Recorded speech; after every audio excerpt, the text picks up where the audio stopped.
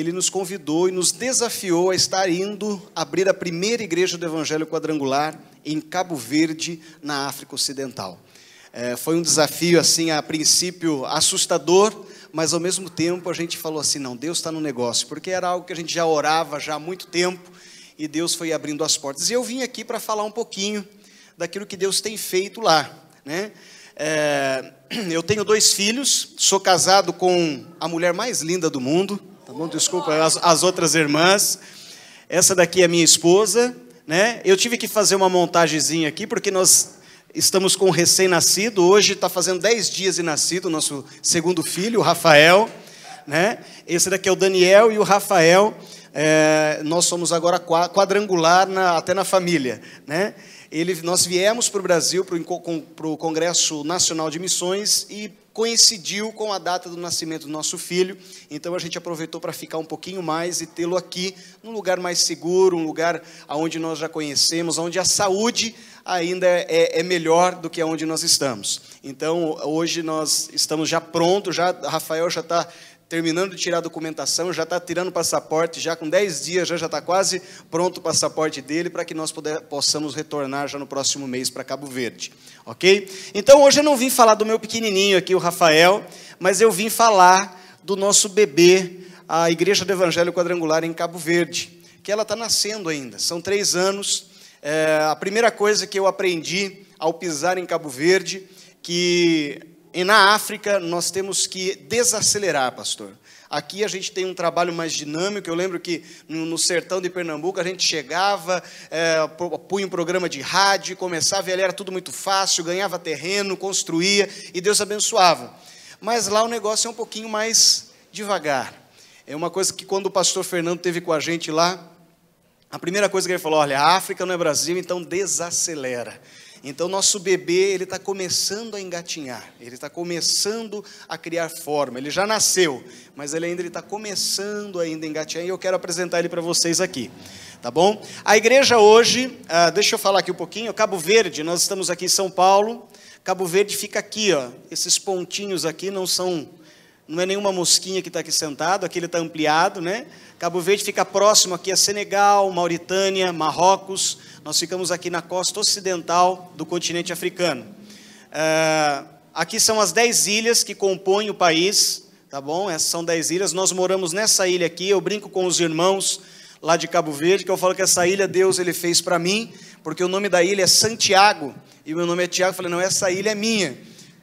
E por coincidência, eu tenho uma mancha de nascença na panturrilha, e ela tem mais ou menos o formato da ilha. Isso já não foi eu. É os jovens da nossa escolinha de futebol que falam assim, não, você tem a ilha de Santiago tatuada na perna. Eu falei, pronto, Deus já estava preparando esse lugar para que nós viéssemos conquistar, né? E Deus não tem noção. Aqui é a ilha que nós moramos, existem 10 ilhas, essa ilha não é habitada, as demais são. O país ele é composto em torno de 500 mil pessoas, é um país pequeno. Eu estava falando com o irmão aqui, Itapetininga tem quase 200 mil pessoas, então é um pouquinho maior do que Itapetininga. Itapetininga e Votorantim junto, mais ou menos ali, a quantidade de população. Só que existe uma estatística que fala que existem mais de 1 milhão de cabo-verdianos fora de Cabo Verde. O cabo-verdiano, existe um poeta nacional que ele diz que o cabo-verdiano ele nasce com o rosto virado para o mar, já com a expectativa de mudar de país e de buscar uma nova oportunidade em outro lugar. Então, nós temos cabo-verdianos em vários lugares do mundo. Nós temos contato com o pastor Valdir Batista, de Portugal, em Lisboa, com a igreja. Lá ele implantou uma igreja próximo a uma comunidade cabo-verdiana. Ele esteve lá em Cabo Verde conosco para conhecer o país, para ter esse acesso aos cabo-verdianos. Nós temos um outro pastor, pastor Valdir Facione, que ele é pastor em Brockton, nos Estados Unidos também. Ele tem 16 cabo-verdianos na igreja, né? Nós mantemos contato, tentamos aí, porque as famílias ainda estão em Cabo Verde, né? Então a gente tenta fazer essa ligação com os irmãos para que a igreja seja difundida, o evangelho também. Então o cabo-verdiano ele não gosta de ficar na sua terra, ele quer sair em busca de novas oportunidades para que depois um dia ele volte e ele venha estabelecer a sua vida no seu país. Ele ama a sua terra, mas ele deseja sair para buscar uma oportunidade de vida melhor. Cabo Verde Deixa eu falar aqui mais um pouquinho antes de Cabo Verde, antes de mostrar a igreja para vocês. Cabo Verde, a língua oficial é o português e o dialeto da população é o crioulo. Então, é uma colônia portuguesa, é um país que foi utilizado como mercado de escravos. Os portugueses, os colonizadores, não entravam no continente direto para pegar os escravos e trazer para a Europa ou para as Américas. Eles paravam, usavam Cabo Verde como um lugar de refúgio, porque ali eles não iriam ser atacados, porque entrarem no continente e permanecer, os africanos estavam em um número muito maior, então estratégia de guerra não daria muito certo. Então eles ficavam em Cabo Verde, iam até o continente, pegavam os escravos, levavam para Cabo Verde e dali eles mandavam para o Brasil, mandavam para a Europa, para a América do Norte, e assim se difundiu hoje. Hoje essa estratégia, por ele estar num ponto estratégico no meio do Oceano Atlântico, é usada por algumas multinacionais, estabelecendo escritórios lá, não empresas. O Cabo Verde não tem indústrias, não tem o meio de subsídio deles lá é a pesca, e agora, a partir de 95, eles começaram a utilizar o turismo, explorar o turismo ainda muito fraco, explorando, mas existe ainda essa tentativa. Então, esse é o único recurso. É um país independente só no papel, mas ele é totalmente dependente de outros países para que ele continue a sobreviver, tá certo? Tudo lá em Cabo Verde é importado, desde a menor coisa até a maior, tudo, nada se fabrica lá. Até o petróleo, ele tem que vir para lá, porque os carros são importados, a alimentação é importada, água potável é importada, tudo é importado. Então, isso acaba gerando um custo de vida um pouquinho mais alto para o povo cabo-verdiano e para nós que trabalhamos lá. A igreja hoje, ela já é uma realidade, graças a Deus.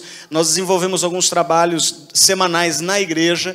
Nós temos os cultos de oração, né, que é o alicerce, por isso que eu coloquei aqui em primeiro, que é o alicerce da igreja. Você conhece o tamanho, o potencial de uma igreja quando você olha o culto de oração. Se tiver muita gente no culto de oração, o potencial daquela igreja vai aumentar. Se você não tem vindo no culto de oração, já é um puxãozinho de orelha para você. Para que essa igreja venha crescer muito mais, você tem que estar orando, de joelhos, clamando. Para que a sua vida seja transformada, você precisa estar no culto de oração. Amém? Então, nós estabelecemos já o culto de oração.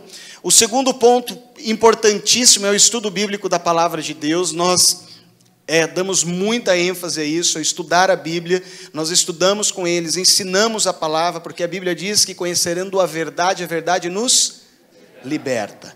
Então, temos que conhecer a verdade. E o cabo-verdiano, ele precisa mais do que muita gente conhecer a palavra de Deus, para que eles venham ser libertados de algumas práticas que não agradam, não fogem dos valores e princípios cristãos. Cabo Verde, ele é um país colonizado por portugueses e, por herança, é um país que tem aí 90% é católico. Só que é um catolicismo meio misturado com outras religiões. O sincretismo religioso é muito grande lá. Então, é muito diferente do catolicismo que nós encontramos aqui. Então, nós temos muçulmanos lá também, nós temos... Cabo Verde, ele tem diversas culturas ali, porque nós recebemos vários membros do continente africano no país, porque dali eles vão imergir para outros lugares. Então, nós temos nigerianos, senegaleses, nós temos guinenses, nós temos ganenses, nós temos pessoas de Guiné-Conakry, nós temos pessoas do Senegal, já falei, vários países, angolanos, moçambicanos. Então, se você quer conhecer o continente africano, vá para Cabo Verde, que você vai poupar dinheiro de viajar, porque você vai conhecer todos esses povos. Eu estive agora no início do mês, final do mês de setembro, início de novembro, eu estive no Pará, ministrando no Congresso Estadual de Missões lá, e é a segunda vez que a equipe do Pará, do estadual do CTMQ, vai estar indo lá fazer o estágio, por causa dessa diversidade de cultura. Eles estiveram em 2013 e vão estar agora em novembro, dia 13, chegando lá com uma equipe para participar. Nós tivemos o secretário estadual também de missões lá, então é um campo muito bom para se aprender sobre cultura africana, né? Cabo Verde. Então, o cabo-verdiano, ele precisa do conhecimento da palavra de Deus, precisa saber conhecer mais a palavra. Esses daqui são alguns cultos que nós realizamos. Esse embaixo aqui é o antigo prédio que nós estávamos, um culto que nós estávamos realizando lá. Esse daqui, em especial, se você olhar pela janelinha aqui, foi um culto à noite, algo que não acontece lá, porque existe toque de recolher, às 8 horas da noite, ninguém mais anda na rua, não é seguro, né? A violência, o índice de desemprego lá é de 76%. De 15 a 35 anos. Então, mais da metade da população desempregada. Então, à noite é perigo você ser roubado, você ser assaltado. Então, a gente não sai. Então, os cultos nós realizamos nos domingos de manhã. Esse é o novo local. O último culto que eu participei antes de vir para cá. Nós estamos reunindo lá em torno de 40 pessoas nos cultos. É pouco, mas para a realidade de Cabo Verde é muito. O cabo-verdiano ele tem aquela coisa de não poder ir para outra denominação. Se a gente, como pastor, vai visitar um irmão, o vizinho já fica falando, já mudou de religião, já há um certo preconceito. Se ele trabalha num local que o dono ele é um católico praticante, ele não pode mudar de religião, ele tem que ir para a igreja católica, senão ele perde o emprego. Então é uma coisa assim, já ouvi casos de pessoas serem despejadas da casa, porque o dono da casa era católico e a pessoa se converteu, ela teve que sair da casa. Filhos são expulsos da casa porque se converteu ao cristianismo. Nós tivemos o caso de acolher já jovens na igreja por causa disso, até a gente conseguir apaziguar. Eu não falo jovens, adolescentes de 14 anos, não, é jovens de 26 anos, 25 anos, que já eram para ter a vida já feita, mas pela realidade do país, eles não conseguiram. Então, eles vivem com os pais, dependem dos pais, e a gente acaba tendo que acolher até conseguir apaziguar. Então, é uma realidade muito diferente. Então, a igreja de Cabo Verde é essa aqui. Então, a igreja, ela começou a engatinhar. E uma coisa interessante que a gente aprendeu lá, irmãos, que o africano, o cabo-verdiano em si, ele tem um certo preconceito em relação a nós estrangeiros. Então, quando a gente chega no país, eles pensam que a gente está vindo para retirar algo deles, para usufruir de algo, do que eles têm, do pouco que eles têm, como muitos o fazem no dia de hoje. Porque a exploração do turismo lá hoje não é o cabo-verdiano que explora o turismo, é a Europa que explora o turismo. Durante o dia, lá você está andando no centro, você vê aqueles navios de cruzeiro encostando no porto e mais de 3.000 europeus andando pela cidade. Né? Então você vê ali a Europa usufruindo do país, não é o cabo-verdiano. Então a desigualdade é muito grande. O governo é um governo socialista, é um governo que só faz parcerias com países comunistas ou que foram comunistas. Então é um país que precisa de Jesus e precisa ser liberto. Então a dificuldade lá é muito grande. Então muitos deles, eles acham que a gente vai para aquele país para usufruir de algo que eles têm.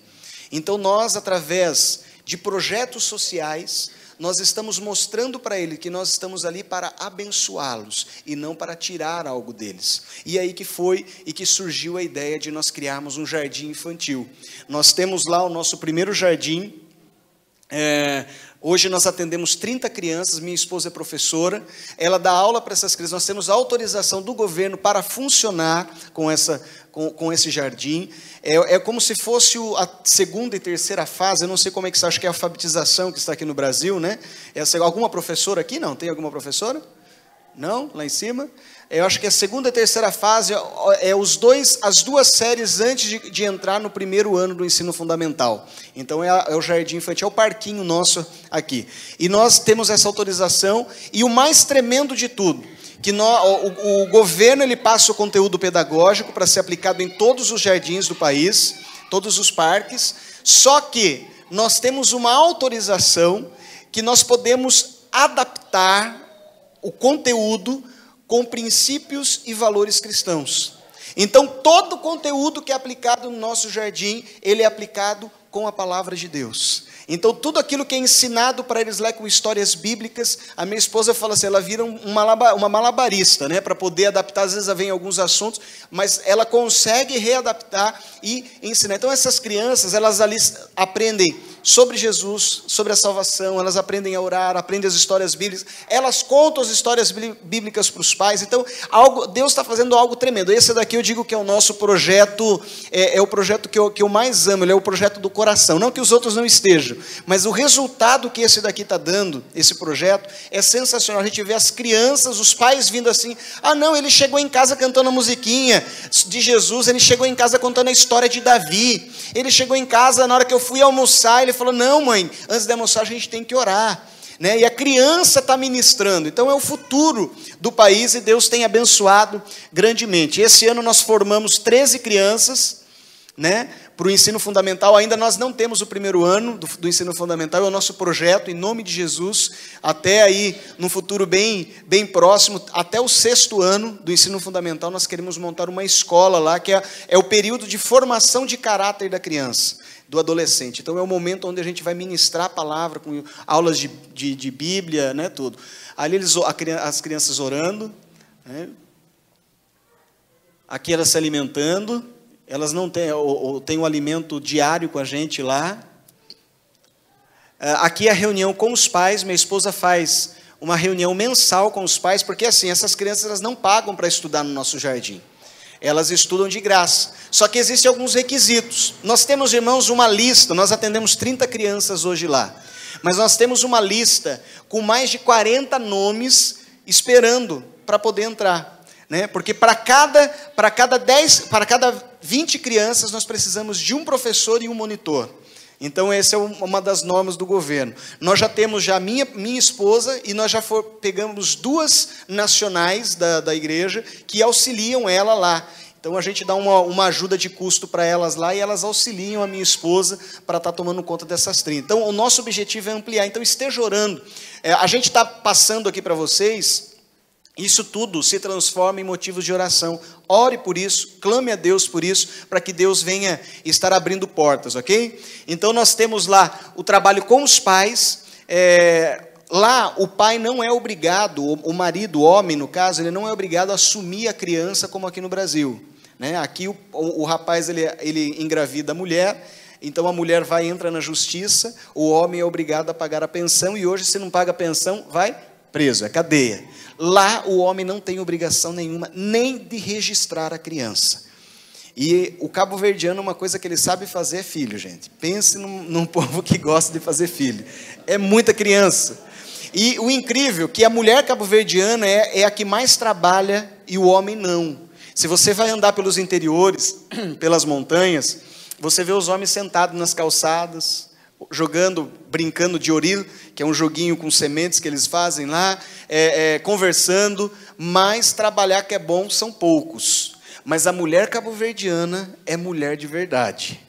Porque a mulher acorda 4 horas da manhã, pega essas bacias de plástico que a gente usa aqui para lavar roupa, vai para o porto, vai para o mercado, lá ela compra algumas frutas, compra um atum inteiro, ou uma posta de atum, coloca dentro da bacia, põe na cabeça e sai andar pela cidade para vender e tentar ganhar o pão de cada dia.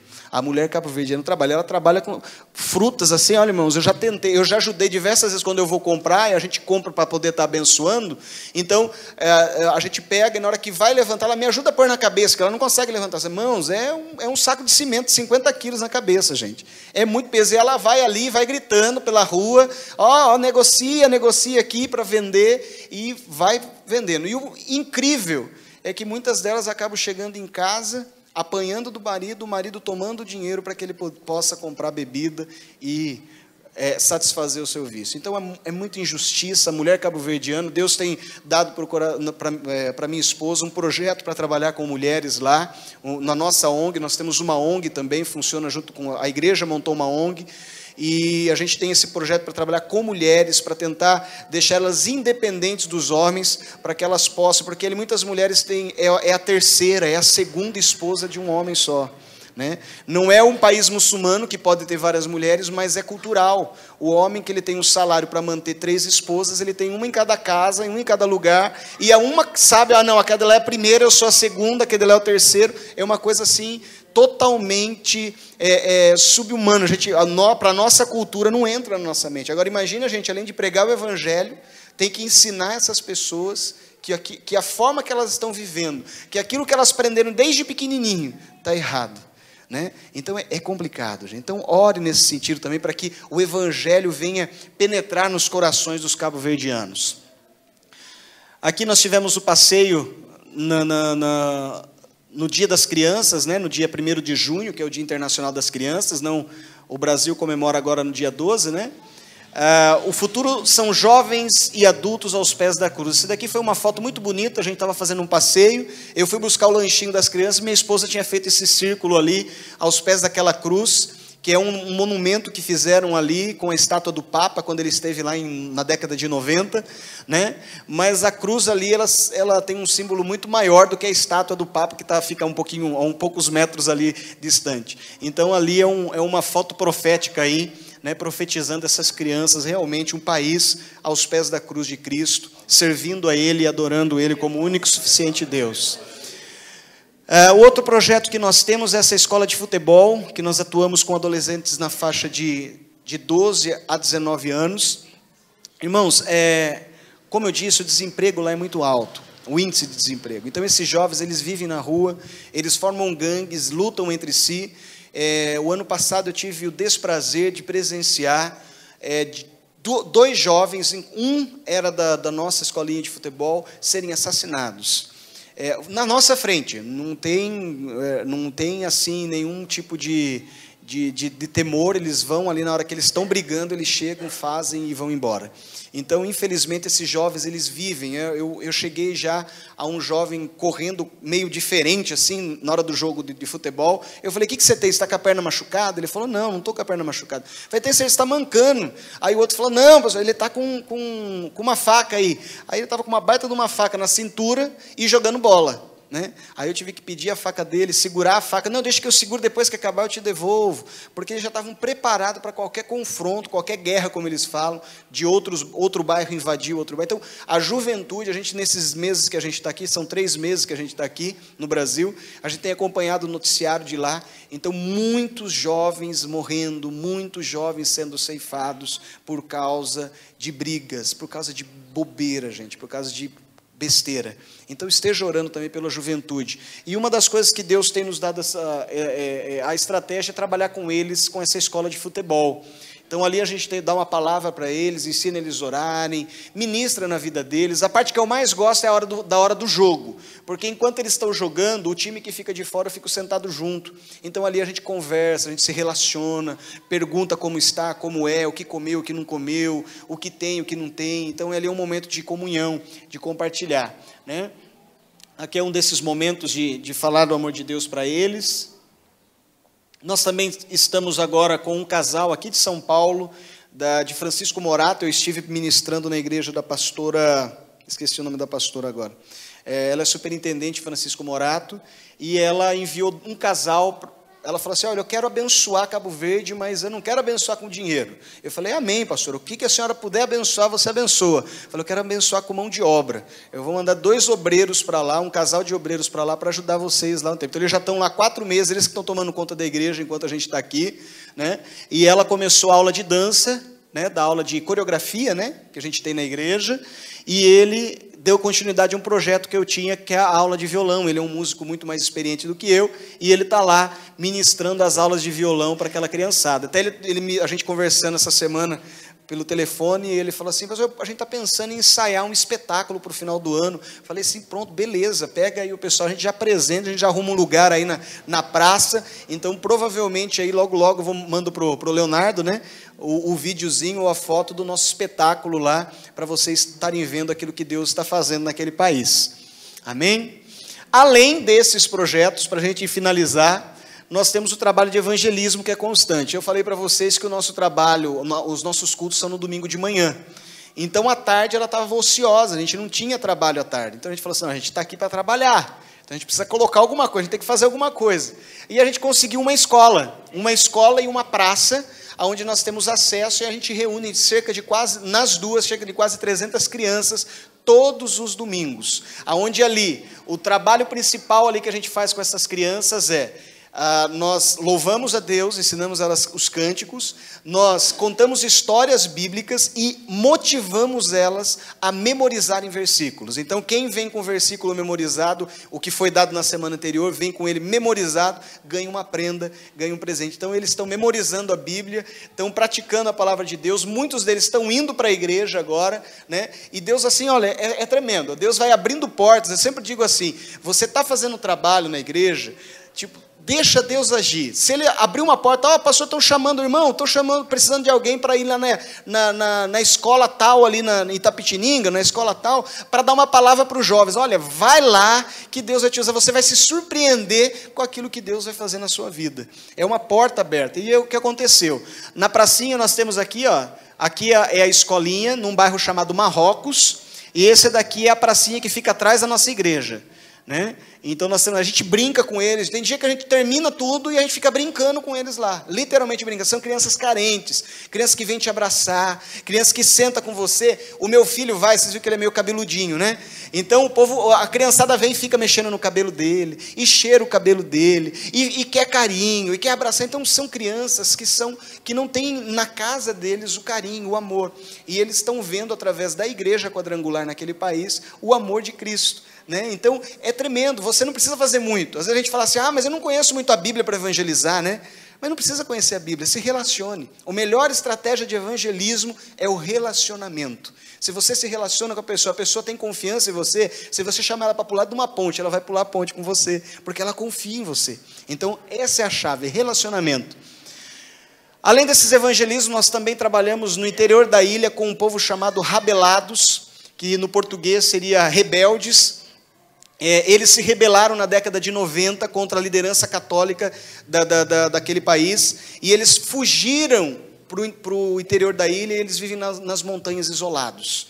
Eles são ali, não tem contato com televisão, até pouco tempo nenhuma criança estudava, só o líder sabia ler, porque eles, uma vez por semana no sábado, eles pegam uma Bíblia, que eu tive a oportunidade de conhecer, de vê-la, de pegar na minha mão, uma Bíblia de mais de 300 anos, pastor, e eles pegam essa Bíblia e leem um versículo, o líder lê meio gaguejando e tenta interpretar e ensinar aqueles irmãos. Só que eles não aceitam muito o contato dos cabo-verdianos de fora, e muito menos estrangeiros, mas Deus, ele é tremendo, e através de algumas ações sociais, nós conseguimos, aqui eles moram nessas casinhas de taipa, levar algumas cestas básicas com comida local, nacional, porque eles não comem nada industrializado, eles não fazem documentos, eles não têm nome, eles é só apelido, olha lá, e eles não falam, vão para o hospital, eles mostram uma cruz no peito assim, porque eles já são dos rabelados, aí o médico já sabe que tem que tratar eles com remédios não químicos, né? Ele usa a homeopatia para tratar eles, que eles só aceitam plantas, só aceitam assim, coisas desse tipo, e aí eles são muito complicado mesmo, e Deus tem nos dado esse privilégio. Nós fizemos amizade com o irmão do líder, e depois com o líder da tribo, né, desse grupo, e a gente tem ido lá quinzenalmente, e nós tivemos a oportunidade de estar com eles em um desses sábados na leitura da Bíblia. Foi, eu acho que o momento que eu fiquei mais feliz, no tempo que eu estou em Cabo Verde, foi o dia que eu fiquei mais feliz na minha vida, porque ele falou assim ainda, viu, pastor, se eu quiser, você pode falar alguma coisa sobre esse versículo que a gente leu. Aí a gente leu um salmo, eu falei, não, é agora. Aí eu peguei e já ministrei para eles, aí eu falei assim, posso orar com vocês? Né? Desculpa, não fui eu, foi o irmão que estava comigo, falou, posso orar com vocês? Aí a mulher falou assim, uma das mulheres em crioulo, falou, não, aqui não, a gente já tem a nossa oração, a gente tem a nossa reza, né, que era um livrinho que eles têm lá também, e a gente ora. Não, mas eu só queria, aí o irmão foi muito sábio, dirigido por Deus, ele falou assim, olha, eu só queria falar, pedir para o meu Deus, para que ele viesse abençoar a vida de vocês, para que ele viesse tocar o coração de vocês, que ele viesse converter vocês, né, de todas as coisas erradas. E ele começou a conversar, falando o que ele ia fazer na oração, mas automaticamente ele já estava fazendo a oração, né? E no final ele falou, então amém, então eu não vou, eu não vou mais orar, então ficou por isso mesmo, né? Mas já tinha orado por eles. Então Deus está dando essas portas para a gente agir e trabalhar com os rabelados, né? Os rabelados. A gente teve o pastor Everaldo do Pará, que ele teve com a gente lá, e ele ficou encantado com esse pessoal. Ele falou, não, eu vou de novo agora em dezembro, e eu quero eu quero ir lá, eu quero ter um relacionamento maior com eles, tal, porque é um povo que tem a Bíblia como bússola, porém eles não sabem usar. Entende? Eles só precisam de alguém, eles já creem, eles só precisam de alguém que ensine. Então é tremendo isso. A gente tem pensado até num jardim infantil implantar naquele lugar, né? Então estejam orando aí, quem sabe na próxima vez que nós estivermos aqui, a gente não traga aí as fotos e os vídeos de lá. Cabo Verde, eu acho que eu não falei no início, mas ele é um arquipélago de formação vulcânica. A ilha que nós estamos em Santiago, existem 27 vulcões inativos. Só na cidade onde eu moro são 17 vulcões inativos. Mas existem entre as 10 ilhas, um vulcão na Ilha do Fogo que está ativo, né? Ou melhor, estava adormecido até dezembro, final de dezembro de 2014, então ele reativou agora, entrou em erupção. Esse daqui é o vulcão Fogo, é o imponente vulcão Fogo. Aqui, ó, onde vocês estão vendo tudo preto aqui atrás, era uma zona, um bairro chamado Chã das Caldeiras. Ele foi totalmente tomado pela lava agora no início de janeiro. Aqui é a cidade, né? E aqui depois com as lavas. Então dezenas de famílias ficaram desabrigadas e nós como igreja, nós temos que fazer o nosso papel. E nós fomos até lá com água potável, roupas, e nós conseguimos ir nos campos onde eles estavam refugiados ali, nas escolas, e nós, nos acampamentos dele, levamos roupas, fizemos trabalho com crianças lá. Opa, já acabou? Nós tivemos o trabalho com crianças, levamos acho que mais de 1000 peças de roupa, conseguimos doação, vocês não vão acreditar, a gente conseguiu doação de chineses, irmãos, de irmãos chineses. Você acredita que existem irmãos chineses, existem chineses cristãos em Cabo Verde, eles se reúnem para cultuar e adorar a Deus. Estive pregando para eles algumas vezes, né? Claro que eu não falo chinês, eu tive que pregar em crioulo, para que eles pudessem entender, né? Então, Deus tem abençoado a vida daquele povo, através de muitas pessoas, muitas culturas, e através agora da Igreja do Evangelho Quadrangular. E você faz parte disso. Por que você faz parte disso? Porque você oferta no terceiro domingo de missões, você ora pelos missionários todo o terceiro domingo, e a sua oferta ela tem viajado o continente e tem chegado até nós, e hoje a igreja ela está implantada lá. Tudo isso está acontecendo graças a você. Amém? Olha para o seu irmão e fala assim: você faz parte disso. Amém?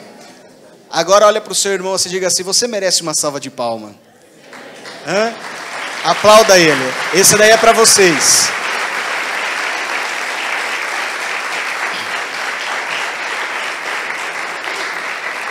Vocês merecem essa salva de palmas, porque a igreja brasileira, ela tem se empenhado. E hoje, a Igreja do Evangelho Quadrangular, nós somos já quase 60 missionários, né, na Secretaria-Geral de Missões, e estamos em quase 30 países, espalhados pelos 5 continentes, e Deus tem abençoado grandemente a Igreja do Evangelho Quadrangular. Nós temos sido exemplo até para a igreja americana, que é a pioneira em envio de missionários. Então, sinta orgulho de fazer parte disso. Sinta orgulho na hora que você for fazer a sua oferta no terceiro domingo. Fala assim: Deus, essa oferta está chegando lá para o pastor Tiago, está chegando para o pastor Valdir, está chegando para vários pastores, o Fábio Cassimone, tantos outros missionários que estão espalhados aí pelos continentes, tá bom? Então você faz parte dessa história. Mas não acabou por aqui, eu não vim aqui só falar, eu também quero compartilhar algo com vocês de Deus, né? Tudo isso é de Deus, mas eu quero compartilhar algo de Deus, que Deus ministrou no meu coração nesse tempo que eu estou lá em Cabo Verde.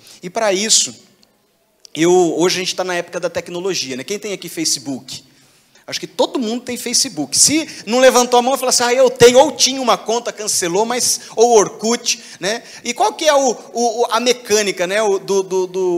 Como funciona o Facebook? Você posta coisas e você espera o quê? Uma curtida, um like, você espera um compartilhamento, um comentário, não é assim? Quando alguém comenta alguma coisa ruim, você não gosta, né? Mas você fica na expectativa. Tem gente que fica até abalado emocionalmente quando posta algo e não tem tantos likes como imaginava, né? Ela fala: não, essa foto aqui vai bombar. Aí ele coloca, aí não tem tantos likes, aí ele fica até triste, né? Você não tem que se mover pelos likes não, viu? Você tem que crer naquilo que você acredita, poste aquilo que você crê. Então, eu quero fazer aqui uma breve dinâmica como introdução da minha mensagem, e eu vou postar uma foto para vocês Só que eu não quero like e eu não quero que você compartilhe. Eu quero que você comente essa foto ou defina ela com uma palavra, tá bom? Eu ministrei essa mesma mensagem no Pará e eu falei assim, poxa vida, o povo descobre muito rápido, né? Eu tive que até trocar a imagem para ver se a gente demora um pouquinho mais, sabe? Porque o povo crente hoje da Quadrangular é muito inteligente. Então a gente está, vamos lá, vou postar aqui esta imagem. Alguém pode aí, um de cada vez, tá? Para a gente poder ouvir, definir essa imagem com uma palavra. Eu já ouvi já aí, ó. Eu estou falando para o seu povo quadrangular é muito inteligente, rapaz. Eu tenho que colocar uma imagem mais difícil, alguma coisa assim, né? Confiança. Essa é a definição dessa imagem. Palavra forte essa, né? Confiança. Quem é que confia em Deus? Amém? Confiar é algo, é como se fosse um sistema bancário, né? Você deposita confiança em alguém e no momento certo você espera ter uma retribuição daquilo. Só que muitas vezes a gente confia numa pessoa e aquela pessoa ela não retribui essa confiança, não é verdade? Quem aqui já teve um amigo que não era amigo? Com as duas mãos. Quem teve dois amigos que não eram amigos, né? Quem teve, às vezes tem assim, teve um namorado que não era namorado, uma namorada que não era namorada, né? Confiança é algo assim que ele tem que andar abaixo de 7 chaves dentro de um cofre. A gente não pode entregar a nossa confiança para alguém. A gente não pode confiar em qualquer um. Mas infelizmente, o que acontece hoje é que nós depositamos a nossa confiança em coisas, em pessoas que não merecem. Tem gente que só consegue dormir à noite se tiver certeza que todas as trancas da casa estão fechadas, que o alarme está ligado, que o sistema de segurança está ligado. Só assim ele vai conseguir dormir. Porque ele depende totalmente, a sua confiança totalmente, não é errado você ter alarme em casa, irmãos, por favor. Mas ele depende totalmente, ele só se sente seguro se o alarme estiver ligado. Irmãos, eu passei um tempo em Cabo Verde que eu passava a noite acordado e durante o dia quase dormindo. Porque, como eu disse, muita guerra à noite, muita confronto entre gangues, principalmente quinta, sexta, sábado e domingo, que são os dias ainda de culto, os dias de trabalhos, dias mais assim árduos, e a gente ficava lá, eles usam umas armas que eles chamam de boca-bedio, que significa boca velha, é uns canos assim que eles usam para disparar cartucho calibre 12. Então imagina o barulho que não faz aquilo à noite. E é pum de um lado e pum do outro. O meu filho não dormia mais no quarto dele, ele dormia com a gente, porque tamanho era o medo. Depois que eu vi ainda o jovem levar o último tiro, ele levou 3 tiros, eu vi ele sendo executado com o último tiro, aquilo dali acabou comigo. E eu ficava totalmente desconfiado, totalmente com medo de tudo. Ia conferir a porta, se estava trancada, ia conferir as janelas. Eu morava num apartamento, primeiro andar, mas eu morria de medo. Né? A nossa igreja foi assaltada 3 vezes. Né? O nosso jardim houve 2 tentativas frustradas, graças a Deus, de tentarem entrar. Então a confiança, ela tem que ser depositada em uma coisa certa, em algo certo, que é em Deus. Amém? Amém. Quem confia em Deus aqui? Amém. É a segunda vez que eu pergunto. Mas você sabia que essa confiança em Deus, ela tem hora que ela é tirada de Deus e colocada em outra coisa? Você sabia que nós, pastor, mas eu sou crente, pastor, mas nós cristãos, nós temos a tendência de deixar de confiar em Deus. Nós temos a tendência de deixar de confiar naquele que pode todas as coisas. E passamos a confiar em coisas pequenas. E eu vou dar um exemplo disso na palavra de Deus para você. Abra sua Bíblia comigo no Evangelho de João, capítulo 21. E nós vamos ver aqui um trecho da palavra de Deus. E nós vamos entender e ver que é normal o ser humano deixar de confiar em Deus. É normal, mas não é para ser algo comum na vida do cristão, não é para ser uma via de regra nós deixarmos de confiar em Deus, mas é normal. Por mais tempo de crente que você, pastor, mas eu estou 20 anos na igreja, mas você tem a tendência, se você não se cuidar, você tem a tendência de deixar de confiar em Deus. Abriu a sua Bíblia? Todos abriram, capítulo 21, eu adoro essa parte aqui que a gente pergunta, fala assim, quem trouxe a Bíblia, diga amém.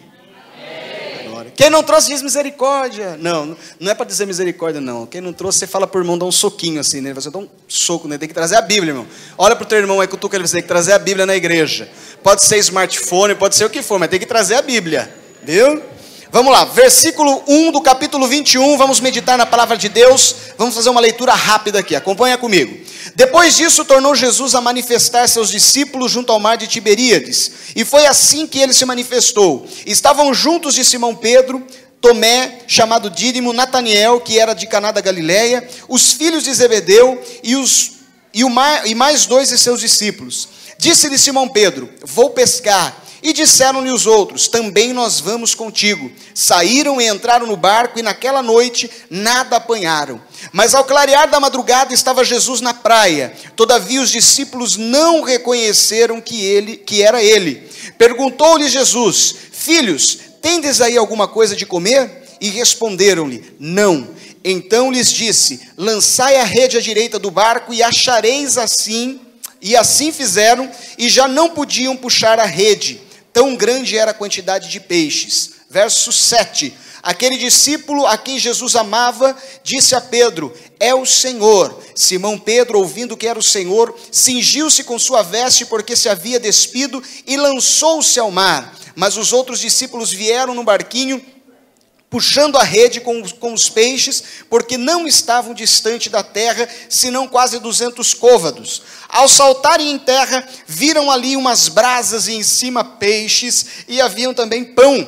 Disse-lhe Jesus, trazei alguns dos peixes que acabaste de apanhar. Simão Pedro entrou no barco e arrastou a rede para a terra, cheia de 153 grandes peixes, e não o bastante serem tantos, a rede não se rompeu. Disse-lhe Jesus, vinde e comei. Nenhum dos discípulos ousava perguntar-lhe, quem és tu? Porque sabiam que era o Senhor. Veio Jesus, tomou o pão e lhes deu, e de igual modo o peixe. E já era esta a terceira vez que Jesus se manifestava aos discípulos, depois de ressuscitado dentre os mortos. Vamos lá, só mais 2 versículos. 15. Depois de terem comido, perguntou Jesus a Simão Pedro, Simão, filho de João, ama-me mais do que esses outros? E ele respondeu, sim, Senhor, tu sabes que te amo. E ele lhes disse, apacenta os meus cordeiros. Tornou a perguntar-lhe pela segunda vez, Simão, filho de João, tu me amas? E ele lhe respondeu, sim, Senhor, tu sabes que te amo.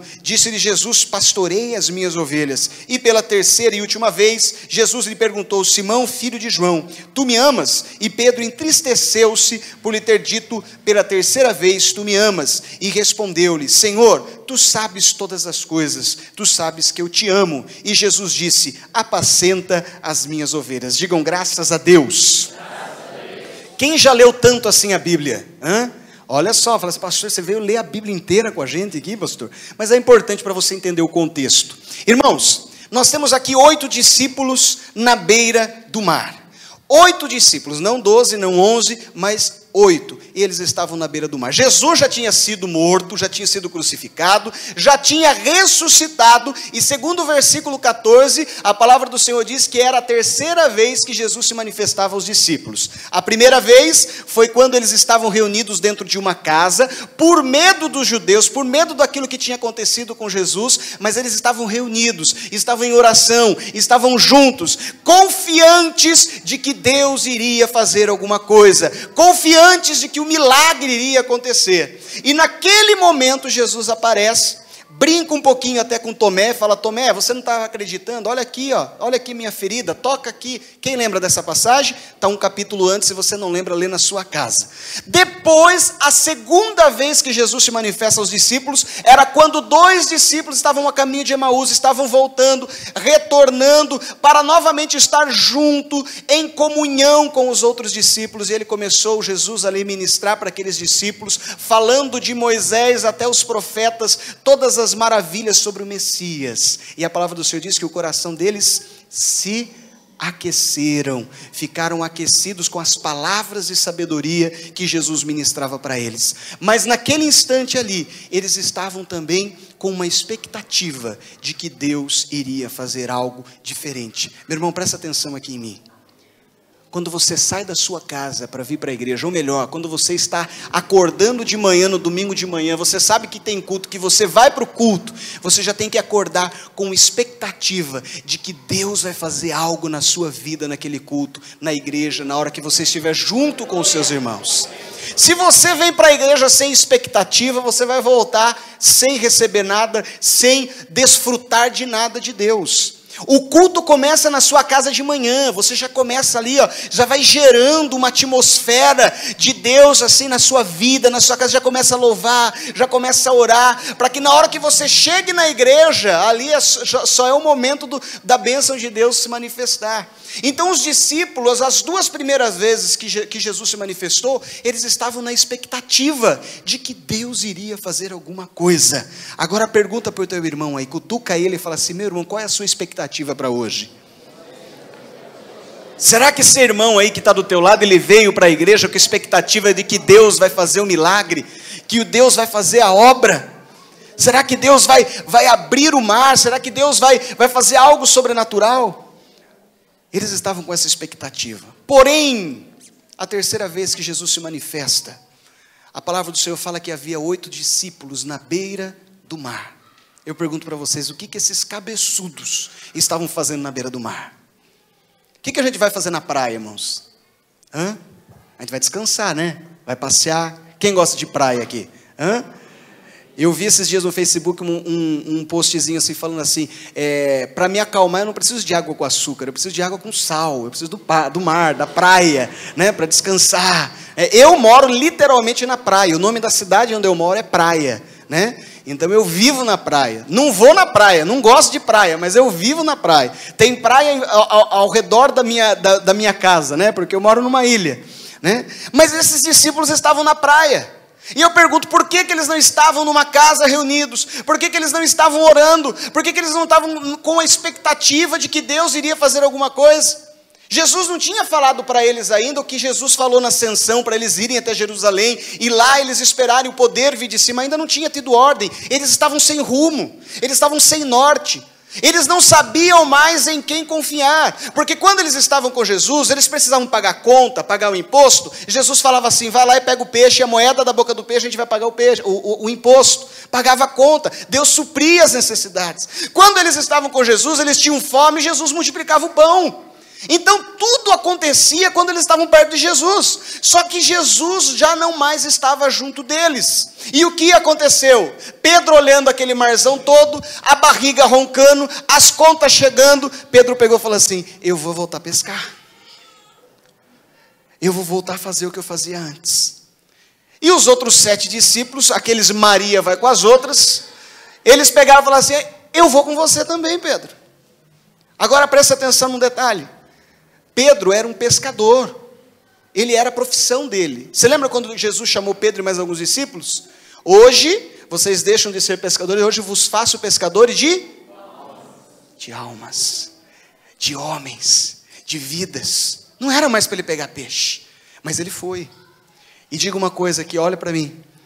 Ele foi, eles entraram no melhor barco, porque Pedro sabia qual era o barco para se usar para pescar. Eles usaram as melhores iscas, eles usaram a melhor rede, eles sabiam a hora de entrar no mar, a hora de pescar. A Bíblia diz que eles passaram a madrugada inteira pescando, a madrugada inteira jogando a rede. Você que, eu não sei se você já foi na praia ou na época que você vai perto de um rio, o pescador ele chega de madrugada, 5, 6 horas da manhã, ele está chegando, para quê? Para colocar o peixe no mercado, o peixe fresco, para que a dona de casa vá lá e compre e tenha um alimento. E a palavra do Senhor fala que eles foram no horário certo, eles foram no lugar certo, eles sabiam como jogar rede.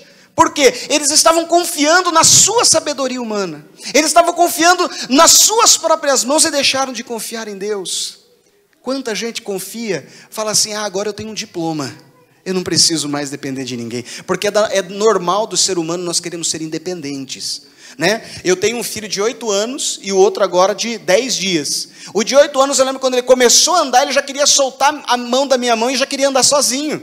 Quando a gente vai fazendo ali 17, a gente não vê a hora de fazer 18, porque eu quero tirar carta, porque eu quero ter o meu carro, eu quero ser independente de ônibus.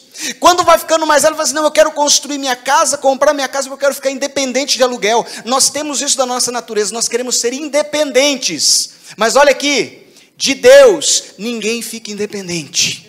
E quem fica independente de Deus, ele só dá com a cara na parede. Esses discípulos deixaram de depender de Deus, deixaram de confiar em Deus, e confiaram na sua sabedoria humana, no seu conhecimento de pesca, no seu conhecimento naquilo que eles eram formados. Eu não sei você, mas eu conheço várias pessoas com diploma na mão, formado e desempregado. Porque não adianta ter o diploma na mão e não ter Deus no coração.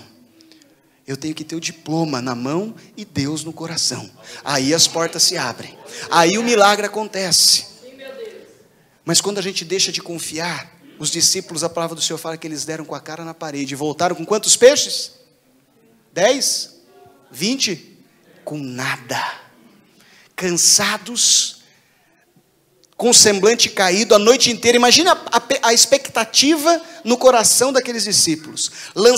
Pescar. Quem já pescou aqui? Quando você coloca a isca no anzol e você joga, você cria uma expectativa do quê? De que o peixe vai vir. Agora quando você pega e, opa, puxou e você puxa e o peixe só rouba a sua isca, você não fica frustrado? Frustra. Imagine só, a noite inteira, aqueles discípulos passando pelo processo o quê? Expectativa frustrada, expectativa e frustrada, expectativa de que ia pegar peixe, se frustrava. A palavra fala que Pedro já tinha se despido, o cansaço era grande, que a 90 metros eles não conseguiram reconhecer Jesus, tamanho era o cansaço, tamanho era a fadiga, mas o mais tremendo de tudo isso, que quando a gente deixa de confiar em Deus, a gente dá com a cara na parede, a gente volta com a orelhinha baixa, com o rabinho entre as pernas, e Jesus ainda, Ele cuida de nós, amém? Ele trata aqueles que são seus. Quem gosta aqui de ser tratado por Deus? Vocês são tudo doido. Você gosta de ser tratado por Deus? Eu não gosto de ser tratado por Deus. É bom, mas não é gostoso. Porque quando Deus Ele trata, Ele confronta. E ser confrontado não é bom. Ser confrontado não é gostoso. A minha esposa, quando nós estávamos lá em Cabo Verde, o ano passado, ela pegou uma bactéria na perna, uma bactéria normal lá. E essa bactéria, ela começa como uma mordida de mosquito, assim, de pernilongo. Aí você coça, sabe quando coça e machuca?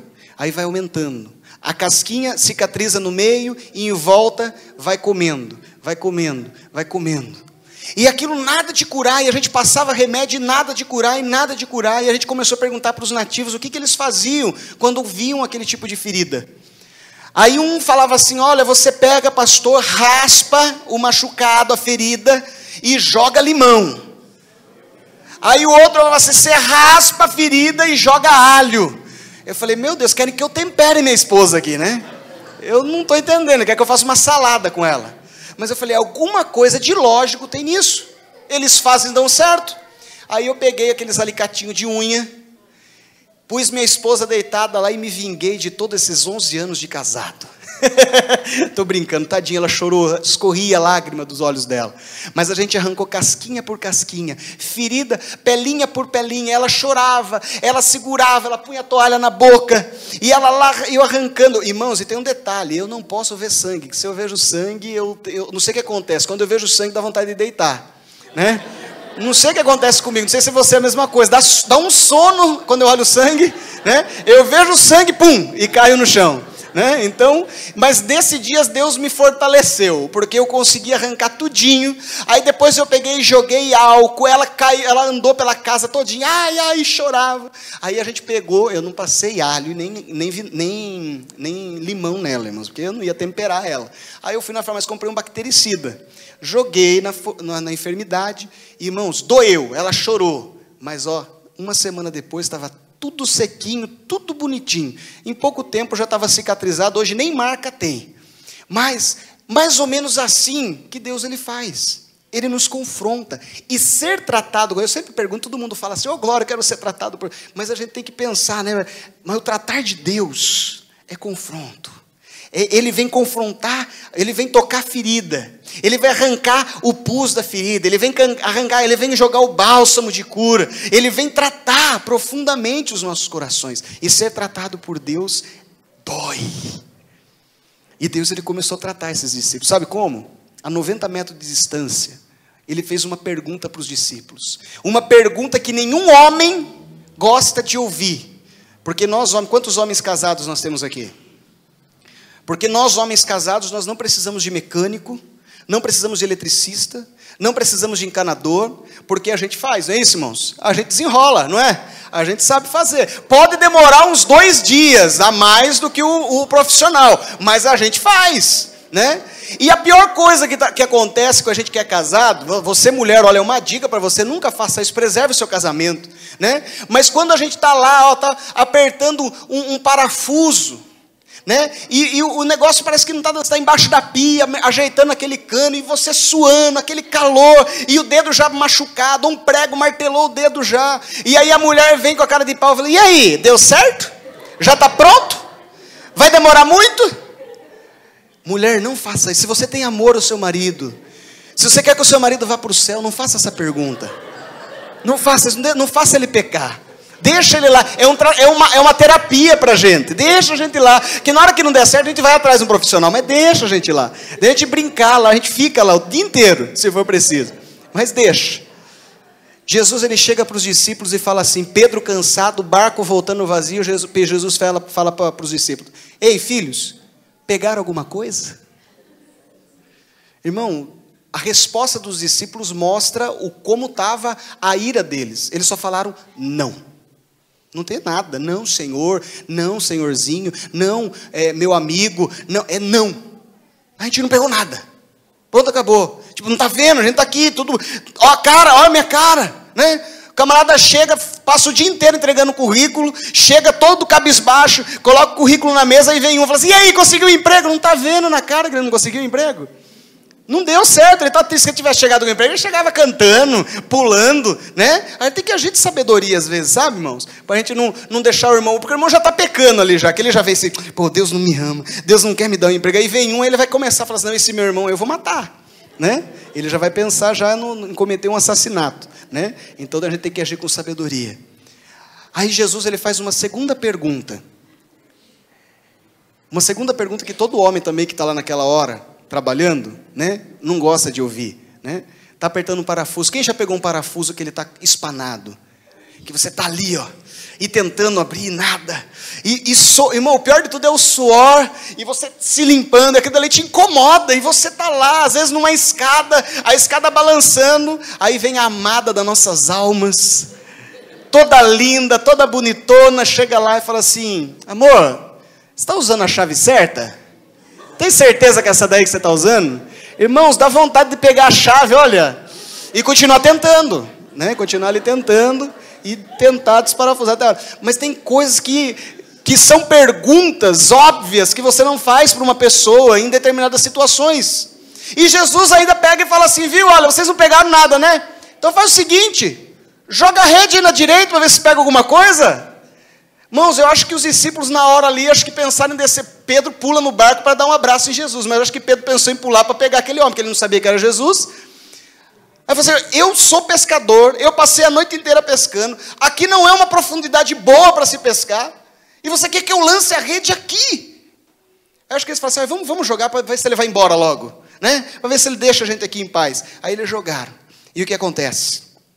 153 grandes peixes vieram não sei da onde, e não foi a rede que pegou os peixes que entraram na rede, os peixes que pularam ali, porque a Bíblia fala que eram 153 grandes peixes, e dá uma ênfase que era tantos os peixes, era tão grande os peixes, que a rede não se rompeu. Ele dá ênfase a isso, porque eram peixes que não eram para aquele tipo de rede. Você não vai pegar um peixe, um tubarão com um anzol de 3 centímetros. Você vai ter que ter um anzol grande para pegar um tubarão ou um arpão. Mas quando nós ouvimos a voz de Deus, quando nós confiamos em Deus, nós pescamos tubarão com um anzol de pescar sardinha, irmão. Porque é Deus que faz o milagre. Confiar em Deus é confiar e ter certeza de que o milagre vai acontecer. E Deus tratando com isso para a gente encerrar, Jesus, ele chama os discípulos, Pedro pula lá, vai correndo, abraça, e o que acontece? O que os discípulos veem quando eles chegam na areia? A palavra do Senhor diz no versículo 9, que ao sentarem em terra, viram ali umas brasas, e em cima da brasa peixes e também havia pão. Quando eu confio em Deus, presta atenção no que eu vou dizer. Quando eu confio em Deus, eu não preciso sair pescar, porque o meu Deus prepara o café da manhã para mim. Eu acho que você não entendeu. Quando eu confio em Deus, eu não preciso sair pescar, porque Ele prepara o café da manhã para mim. Ele prepara o banquete para mim. A Bíblia diz que já tinha peixe lá. Jesus estava falando para eles: eu não sei o que vocês estão fazendo. Eu não sei o que deu na cabeça de vocês estarem aqui. Não era para vocês estarem aqui. Não era para vocês terem saído pescar, porque eu fiz vocês pescadores de homens. Não eram para vocês voltarem a fazer o que vocês faziam antes. Eram para você pregar do meu amor. Eram para vocês... Irmãos, esses discípulos aqui, alguns meses atrás, eram os discípulos que estavam expulsando demônios em nome de Jesus e curando leprosos. Aqueles ao qual Jesus viu Satanás como uma estrela, uma bola de fogo caindo do céu. Tamanho era a unção que estava sobre esses discípulos. Por isso que eu digo para você, não importa o tempo de convertido, não importa o ministério que você tem, se você não confia em Deus, o milagre não vai acontecer na sua vida. Não vai acontecer. E tem gente que vem para a igreja e confia no ministério. Eu sou do louvor. Mas tira o louvor dele. A primeira coisa que ele faz é sair da igreja. Está namorando, vem bonitinho para a igreja, de mão dada, dá para ver até o coraçãozinho em cima do casalzinho, na hora que o pastor está pregando aqui. Mas terminou o namoro, o que acontece? Primeira coisa que faz, o relacionamento não deu certo, sai da igreja, abandona Deus. Que culpa Deus tem disso? Aí eu pergunto, será que nós temos confiado em Deus? Será que eu tenho confiado no Senhor? Jesus preparou um café da manhã para eles. Eles sentaram ali. O momento mais importante na vida do cristão é o momento de comunhão. Sabe quando você conhece uma pessoa e você tem, como eu disse no início, o relacionamento. Sabe quando você conhece uma pessoa? Não é vindo para aí, como você conhece seu pastor, não é vindo aqui e assistindo os cultos, você vai conhecer seu pastor. Chama ele para comer com você, para sentar na mesa com você. Um amigo, chama ele para sentar na mesa com você. O melhor momento de se conhecer uma pessoa é sentado à mesa em comunhão, comendo, compartilhando o pão. Jesus sentou, preparou o café da manhã para aqueles discípulos, e ele começou, e ele finaliza o nosso tratamento aqui, para a gente encerrar a mensagem. Ele começa uma conversa, eu mudei aqui, ele começa uma conversa com os discípulos. Muitas pessoas pregam esse trecho da palavra falando que Jesus estava tratando Pedro, mas ele não estava tratando Pedro, ele estava tratando 8 discípulos que deixaram de confiar nele. A Bíblia que fala que Jesus, que os peixes eram tão grandes, e deu o detalhe de que a rede era fina, que não arrebentou, ele é o mesmo autor, ele não dá o detalhe de que Jesus pegou Pedro e levou ele de canto para conversar. Não. Ele fala que ele conversou com todos os discípulos, e ele perguntou, ele começou um diálogo muito famoso. Ele falou assim: Pedro, tu me amas? E Pedro respondeu: Senhor, tu sabes, eu te amo. Só que para a gente entender a profundidade desse relacionamento, dessa conversa, desse diálogo entre Pedro e Jesus, a gente precisa entender que a Bíblia, o Novo Testamento, ele foi escrito em grego. E o grego ele é meio confuso, ou nós somos confusos, não sei. Se eu chego aqui e falo assim: eu amo Itapetininga, você sabe que eu gosto de Itapetininga, mas que não é o mesmo amor que eu sinto pela minha esposa, concorda comigo? Se eu falar assim, eu amo Itapetininga, e falar assim, eu amo a minha esposa, você sabe que o amor que eu sinto por Itapetininga é diferente do amor que eu sinto pela minha esposa. Só que o grego ele é mais prático. Ele criou uma palavra para cada tipo de amor, de sentimento, para que eles viessem se expressar na escrita e as pessoas não viessem se confundir.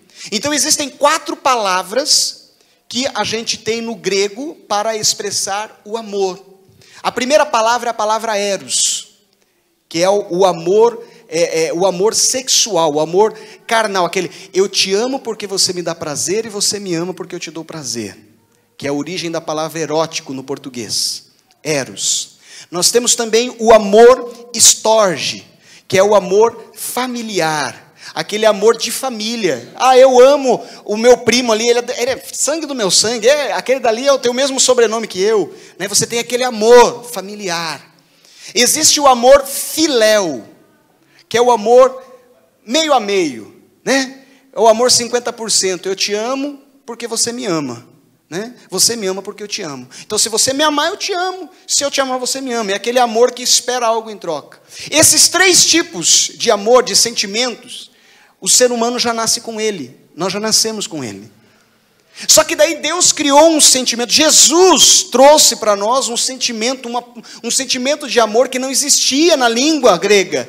E foi necessário criar uma palavra para que viéssemos entender o amor de Deus por nós, que é o amor ágape, que é o amor incondicional, o amor que não pede nada em troca. Eu amo você do jeito que você é e não importa o que você faça, eu continuo te amando. Esse é o amor de Deus por nós.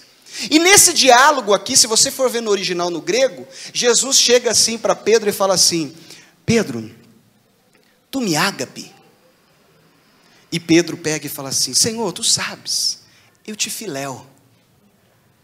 Na Bíblia Viva, a tradução da Bíblia Viva, você vai ter esse diálogo na íntegra. Ele fala assim: Senhor, Jesus fala: Pedro, tu me amas incondicionalmente? Aí Pedro fala assim: Senhor, tu sabes que tu és meu amigo. Você é meu camarada, você é meu xará. A gente anda junto. O amor de Pedro, o amor daqueles 8 discípulos, não era o amor que Jesus esperava deles.